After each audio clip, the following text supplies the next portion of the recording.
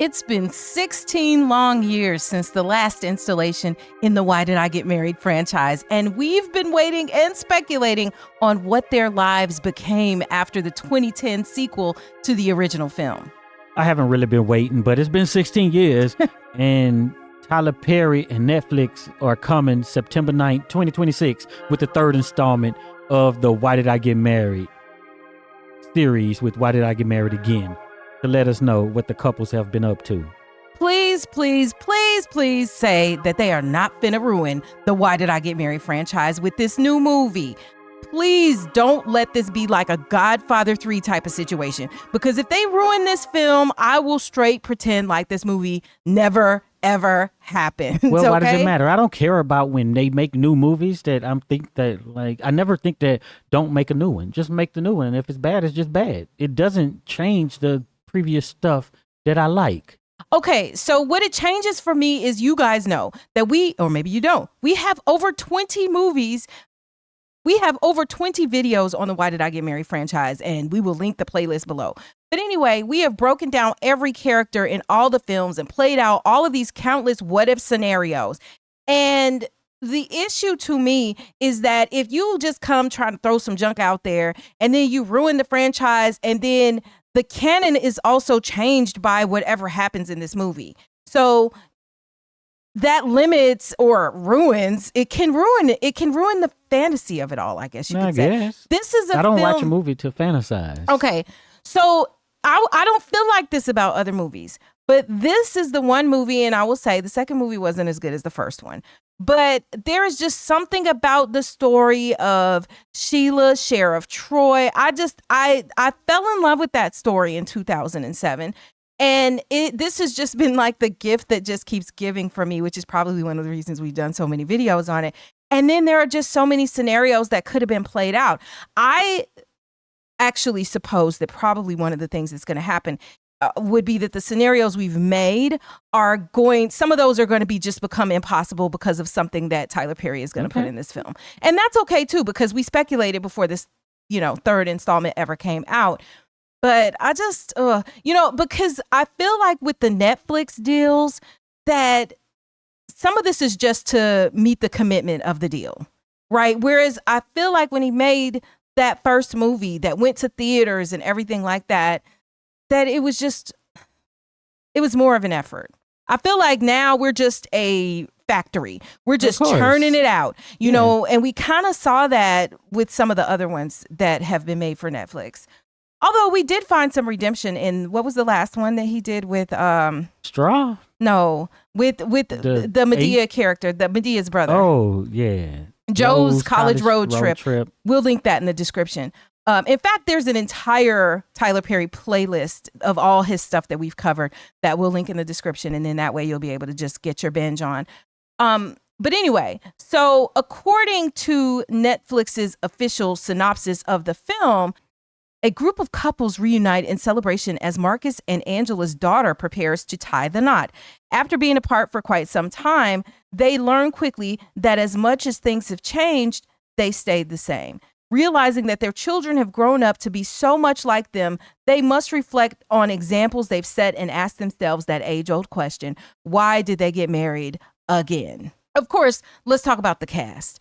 We got Tyler Perry as Terry. That's the same character. Taraji P. Henson is this new character who is going to be the mother of the guy that Angela and Marcus's daughter is marrying. So that's a new introduction because Janet Jackson is not going to be in this movie. We'll talk more about that later.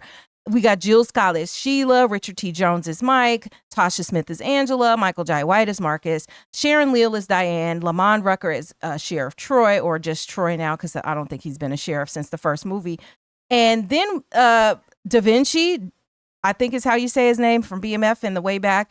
And then Armani Greer, who's from The Waterboys, as other characters in this film. Those are the people in it. There are a lot of questions that I have about it, but we are going to speculate as much as possible, and we are going to watch the official teaser that they have put out so that we can figure out, is this going to be a mess? Y'all go to the comments and let us know if you think this is going to be a good movie or not. I'm Heit. And I'm Cheri.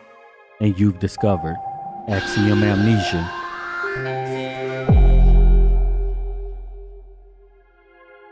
We want to thank all of the supporters who helped to make this video possible.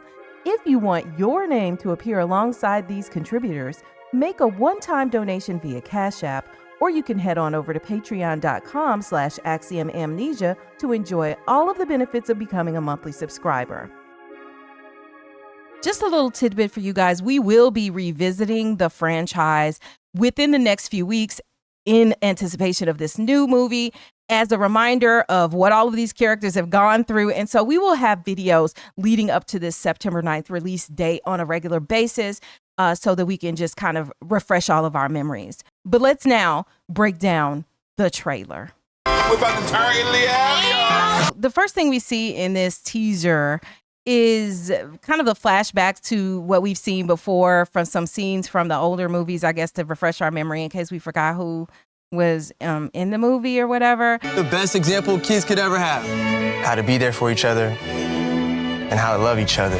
I felt like they're using this old footage, and you have to, because like that's what people want to see. So that don't do it in the movie, because that's probably what's going to be. Yeah, I definitely don't want them to do it in the movie. Some people probably don't even know what Why Did I Get Married is, right? And they'd be like, oh yeah, I remember that, right? But if you just show these actors, you might not know. Maybe I'm just too close to it. Yeah, because you talk about it every month. But to me, it just gives vibes of Medea's wedding destination, and they just doing it again. Oh, please. By the way, they might as well bring in Medea. We covered that too. That'll be in that Tyler Perry playlist.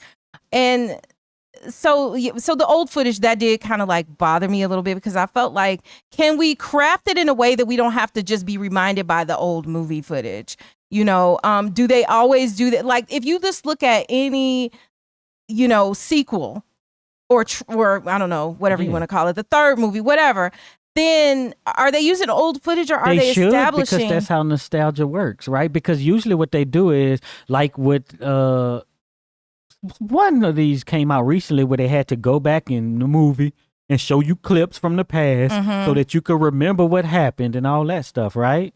Yeah. So you just kind of have to do it. Part of the problem is they're waiting too long to follow up with these next movies. You want to? They didn't plan on doing it. I know. You said we have a little money grab we about to do, so let me just go ahead and get this going again. So, but this is just the teaser. Maybe there will be an official trailer, I'm sure, somewhere in the next month or whatever before September 9th. They're going to come up with something, and so we get like little snippets of the philosophy. We want to know, why did we get married or whatever. And like we mentioned before, ask yourself, why did I get married? The story is introducing us to what happens when they go, I think, to Italy. So it's going to be this destination wedding.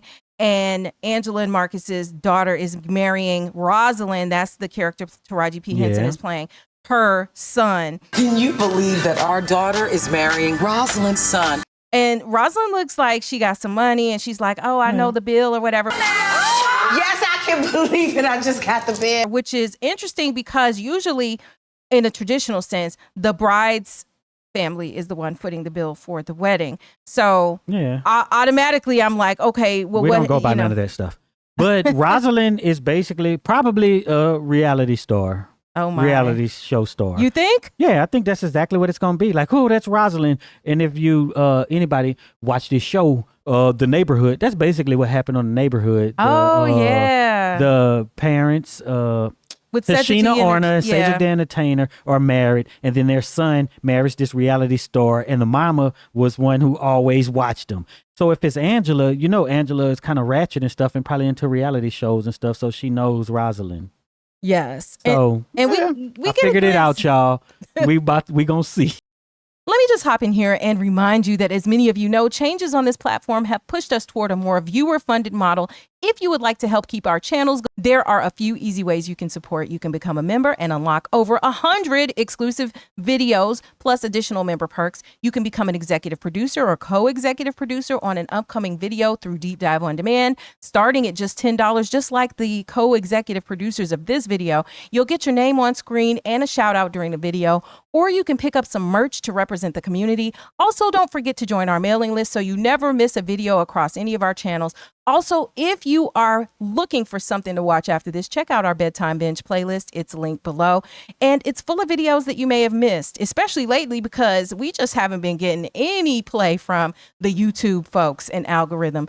You'll find links to all of these options in the description. And thank you so much for watching. Thank you for being here. And thanks for always helping us to keep these deep dives coming. The video is continuing, but we just wanted to say thanks.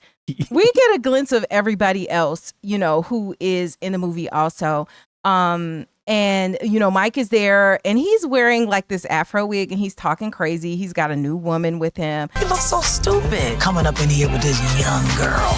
A young woman, of course, because Mike ain't gonna be with nobody probably anywhere near his age. So, you know, Mike doesn't feel like he's changed. Yeah. So why did they put the wig on him? I don't know what's up. What? You know why they put the wig on him? Why they put the wig on him? Just because it's one of those meta jokes. Yes, people make fun of Tyler Perry jokes, so he's trying to making lean fun of into the wigs, that, right? It's one of those sort of jokes, kind of like "Bye Felicia" that's in the NWA movie Straight Outta Compton, right? Yeah. I don't know how you call it, but the closest thing I could think of it is like a backronym, right?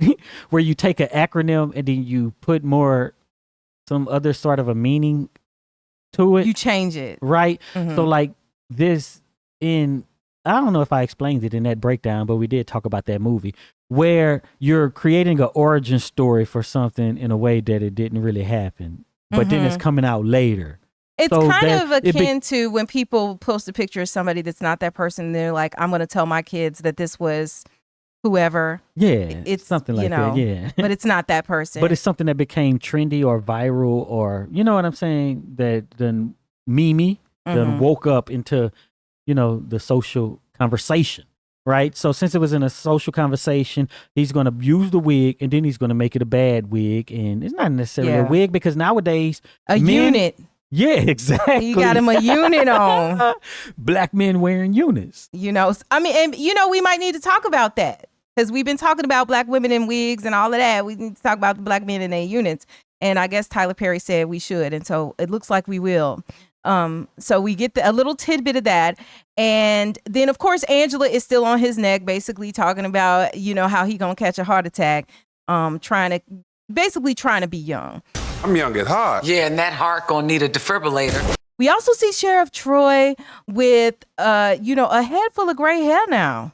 He is not the Sheriff Troy of 2010. He, you know, has a head full of gray hair, but a trendy haircut that looks a little, I don't know, a little young. He was trendy at the time. Like he was in his 30s and he still had the mohawk kind of hair. Oh no, I'm thinking of the other guy. No, yeah. You're thinking of Michael Jai White, Marcus. Yeah. Because Sheriff Troy had like that old fashioned, you know, slow and steady, you know, I guess I call it a natural, you know? I guess, but he had a lineup. Especially in the first movie. Yeah, he was not trendy at all. You know, yeah. He's trying to keep up with. Sheriff Troy was stability. You know what I'm saying? Sheriff Troy remind you of granddaddy.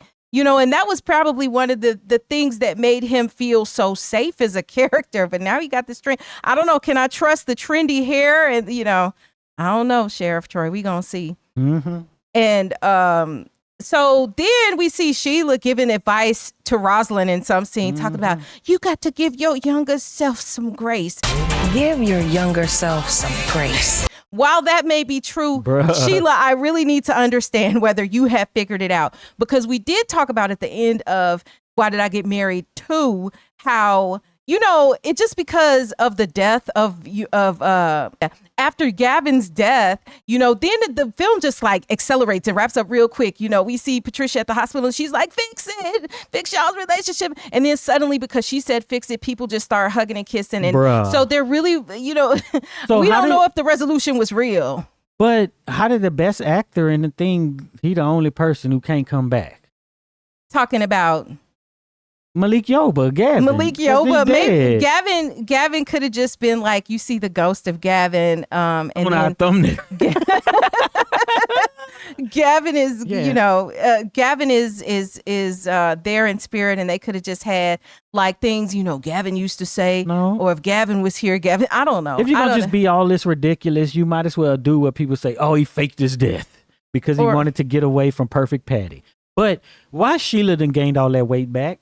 If not, then they need to make it. Did she? I wasn't. They need to make it where she did. You know what I'm saying? They just need to. Well, I mean, and see, the thing is, obviously, naturally, as women get older, Right, you know, exactly. she may pick up a few pounds. But you done made it part of the plot, so now I'm looking at her. I have to.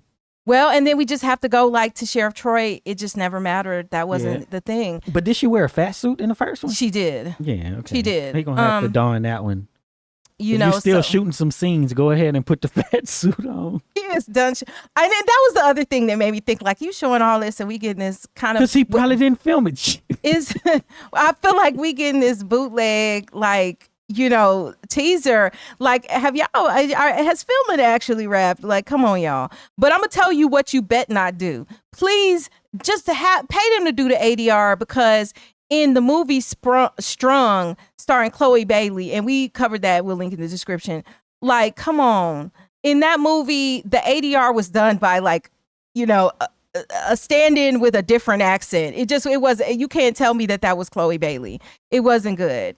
Anyway, so we see that, and you know, it's weird because I didn't notice Sheila's size in there, but now I have to think about it. Okay. So that's a whole nother conversation point that we might need to have once we see what's actually in the film, or maybe in the next teaser trailer. But like, I'm really hopeful because y'all know how I love this franchise. And what else did we see in there? So, but back to Sheila. She's talking about give your younger self some, like, girl, have you, like, because now Perfect Patty is not there. So have y'all been getting y'all's therapy? Have y'all or not? Better stuff than Perfect Patty. Might have been, because y'all know we ran Patty through the ringer with what she was doing. But yeah, but it's interesting because it seems to indicate that they didn't see much of each other during this 16 years since, you know, Gavin is dead and Perfect Patty's new life or whatever, right? So was she the glue that was holding them all together then? Because she forced them to do this thing every year or however often they were doing it. You know. So it's possible. But see, the thing is, still from the first one, it was strained because you had Mike blowing up everybody's spot. So that's true too. But see, now it shows growth and grace and all that stuff, right? Like he really only ruined Patty and Gavin's marriage. but another thing now, the question we're going to have to ask from the old films, because see, they didn't really spend much time focusing on the children. The children might have been part of the story, but the children were pretty much seen a little bit, and you know, that was it.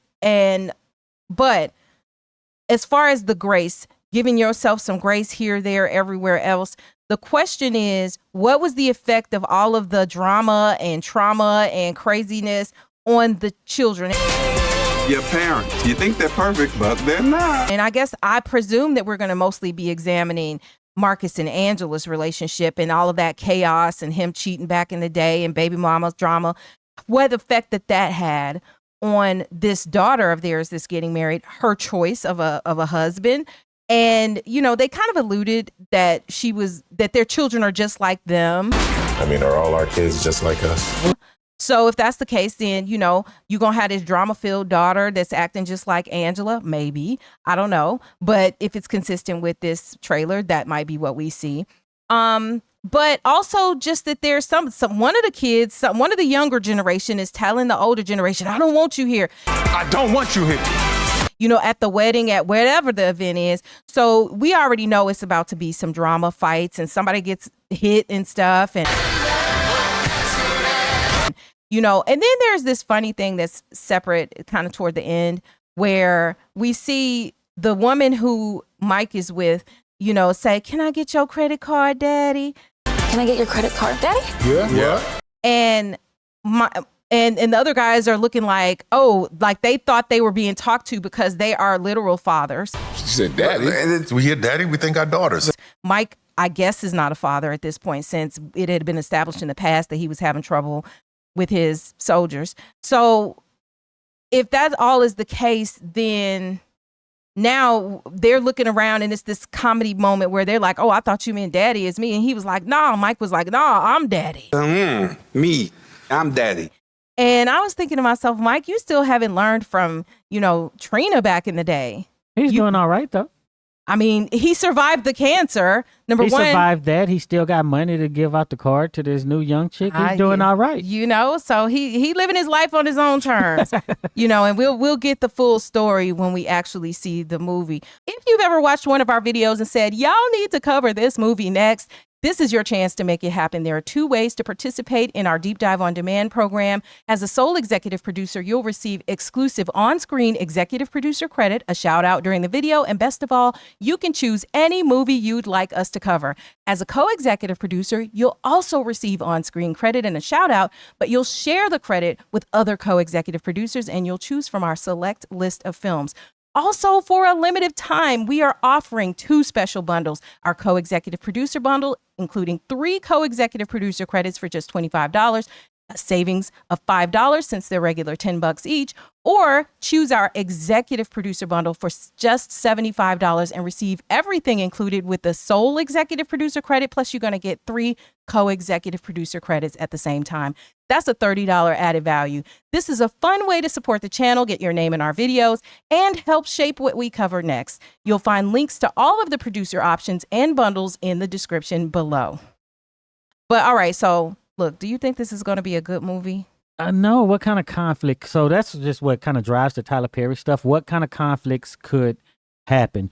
And putting it on the children isn't really going to hit with people who your target audience is going to be, which is people who liked or saw the first 2 films. Well, and probably, look, if you were around for the first 2 films, you might have adult children if you saw it first run. And this may be turning a mirror on you and your 20-something-year-old child. And are you ready for the conversation that may need to get had? That the chickens are coming home to roost with regard to your parenting skills, the problems in the drama. Like, I don't know if this is how he's going to paint it, but maybe that you have everything to do with the problems and the drama that you experience with your children, or that they may be experiencing in their lives. I think he's going to rely heavy on Taraji P. Henson to be part of that drama, and maybe Angela. Yeah. Right. But yeah, I just think it has to be the original folks who, you know, are the clashing folks. I just that they will clash with one another. Yeah, because do we really want to see, I don't know, 20, 24-year-olds clashing or whatever stupid problems like they had in Medea's Wedding Destination? Nobody cared about that. Yeah. Not the target audience ain't gonna care about it too much. Yeah, we grown. Yeah. Okay, so then here's a question I have now, because this is coming to Netflix. It ain't coming to the theaters. Like, do any of us feel that kind of releasing everything on streaming and Netflix, does it cheapen any franchise? Now, I like the idea that it makes it accessible quickly to everybody. We can sit down and we can talk all about this because most people have access to Netflix one way or the other, right? But does it sort of cheapen it? Like, are you going to do more for a theatrical release in the, going to the movies, sitting down, than you would for the Netflix? Or do you, I don't know. No. So the thing is, if you're not we don't have the theater experiences like we used to. So you wouldn't like it. You're going to go to the theater, pay all that money, not like it, and be mad and even more hard on the movie if it goes to theaters. We don't like movies. We don't like movies like this. No, like comedy type movie, rom-coms in all sort of sense. Black have been in the theaters and have done well or been received well by the audiences. Speaking of which, we have seen some movies, a few movies in the theaters in the past few weeks. And then we had some that I wanted to see in the theater that we didn't. Backrooms was one of those movies. Y'all let us know if you want us to cover the movie Backrooms, because I was kind of like, I'm glad I didn't go, and I said that about a few movies lately where I'm like, oh, I'd have been mad if I had gone, because I caught it on streaming instead of in the theater. And I'm like, I'd have been mad if I had to sit in the theater for X amount of time for this, so I don't know.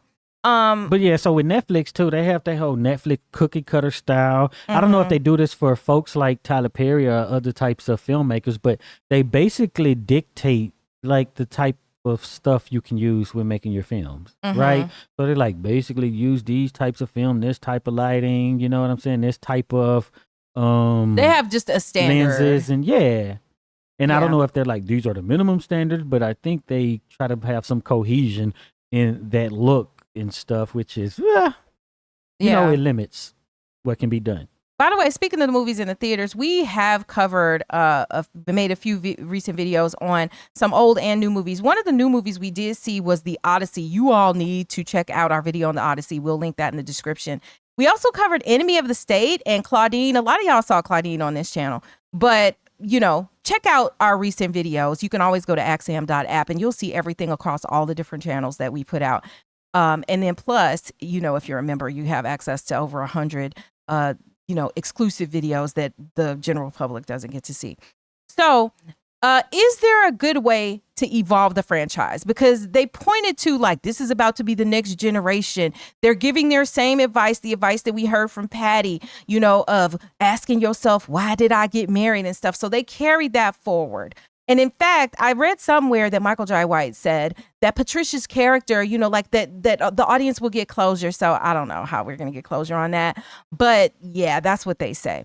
But is this is it looking to the new generation? Is that a good way to evolve this franchise? I feel like it's 50-50, but maybe I'm leaning toward no. Because I don't, maybe unless I still got to see these main characters that I've bonded with be the main thing. I don't want to bond with the new people. They can be extra characters, but I love these other characters, and you trying to make me focus on these other ones is just may make me fall away from the series, or the franchise. I don't know. Well, so that's the cliche typical thing to do now. Mm-hmm. Right? So everybody does this. Think of any reboot of a series or whatever. It's, the kids this and the kids, and then they're doing it with a different world. The kids of the so-and-sos, and just put the original people in there and what they're doing now. Mm-hmm. We've all aged, right? You're not going to reach the new kids who don't have nostalgia for these things, right? They're not going to be like, okay, I'm 20, I wasn't really into this, and now, I'm just watching this stuff now. That's not how it's going to work. The only reason you're making it is because it was big back in the day, and you're trying to, and that audience is going to be drawn to it. So trying to pull in, I don't understand why every single thing it got to be somebody kids and Saved by the Bell did that, and then Full House did that, and it's so cliche. But where the focus is not on the old people, it's you're gonna show cameos from the old people get cameos, and then everything centers on the new generation. But the thing is, you don't consider that the new generation don't want to watch this type of stuff, and I just think that you got to know who your loyal audience is. I feel like Tyler Perry is pretty good at that, and so I'm gonna trust that he knows how that. Look, the middle-aged of us among us, he know what side his bread is buttered on with that. So but I just hope it's not too much I hope that the wedding is just a way to get these same people in the same place at the same time. But I don't really want to hear too much about these young people. And I know that sounds terrible to say, but I want to hear the update on the characters I know. That's the whole point. That is the whole point. And I think sometimes, not Tyler Perry, because I really think he knows what people are going to like. As much as we might dog out and talk about this is salacious, this is not made well, he has a good feel for what his target audience wants to see. I can't deny that. But we just going to see. Please don't mess it up. Please don't mess it up. If you are not a member on axiom.app, Patreon, or YouTube, you are missing out on over 100 exclusive members-only videos, plus other perks like early access to some videos, your name listed as a contributor in videos, and more. So join today for as little as $5 a month. It is a great way to support the channel. The link's in the description. And the other thing I was going to point out, and we just got to talk about, is Janet Jackson. Janet Jackson is not in this movie. I read something somewhere, but then when I went back to find where I originally read it, they say that it was scheduling conflicts that were the reason why Janet Jackson's not going to be in this movie. Everything. Now, we've heard the third film be teased over the year, a few times in the last 5 years or so. We've heard it. And then it was like, yes, we're doing it. No, we're not. And then, we got a big tease a while ago from Tyler Perry, and it looks like obviously this is really going to happen. But y'all go to the comments. Why do y'all think Janet Jackson isn't coming back to this franchise? What's the last movie she did? Let me She look. did a movie in 2019. You Jack looked it up? Boys. Okay. So yeah. Yeah. And then For Color Girls, basically. So she just hasn't done a whole lot of acting. She may be in a different place in her life. You know, she's raising her son. She's just, not that that's a reason. Other people got kids and they film. But maybe she just is past that. Maybe she just didn't want to reprise the character. Maybe there's something that makes her rethink this character for some reason. Or maybe I'm just not an actress. I'm not an actress. I don't want to do art. Because like a lot of this and stuff, she's still doing music. She's still touring around and giving performances. touring, but I don't think she's making new music. No, right? I haven't seen new. So it's kind of like I'm not trying to build a career. So I don't really need to be doing new things in the same sort of a way, right? Or if I'm trying to build a certain career, certain things I'm not going to do.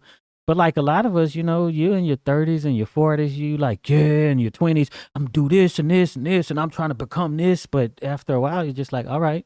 It's wind down time. Yeah, and I don't think it has to be any drama. I saw like when some of the castmates were like, I want to be clear, there's no drama. There's no drama reason that she's not coming back. And honestly, I don't think there is either. Like Janet Jackson is what? Like around 60 at this point? How old is Janet Jackson? She's probably late 50s. She was born in like 67. She's 60 years old now. She was born in 1966, May 16th. So she just turned 60. So Janet Jackson just turned 60. Like, you at a different place in your life.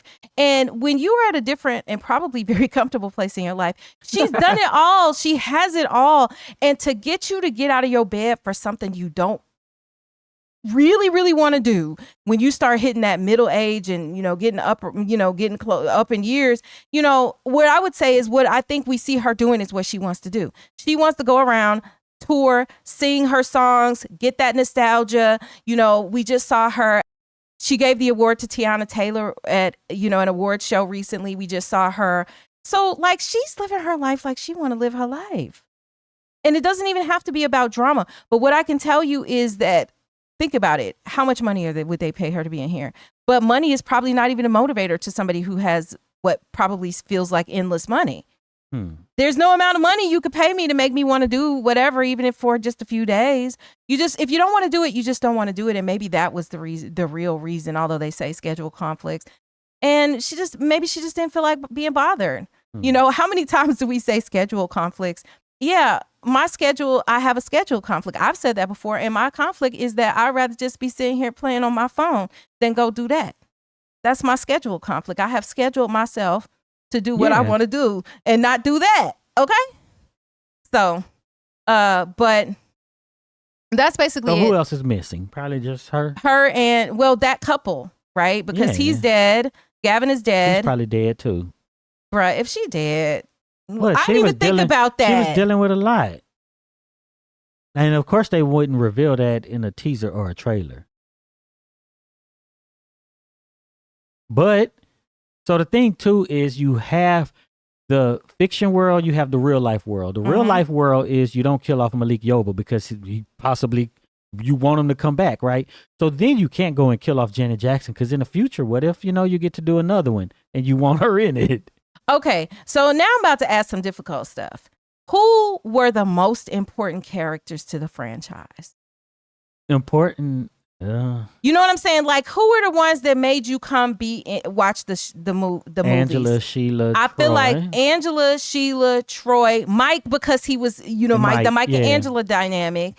I feel like Terry and Diane, they could have just sat it out. They could have been like, you know how they do when somebody's not really in a movie and they like call in for a phone call and then you just hear their voice. Like that could have been it for me. But you know, I'm all for Sharon Leal and you know her working you know getting a check or whatever. You know, I'm not. But see, that's what I was thinking though. Like, why did all these couples get back together for someone's child's wedding?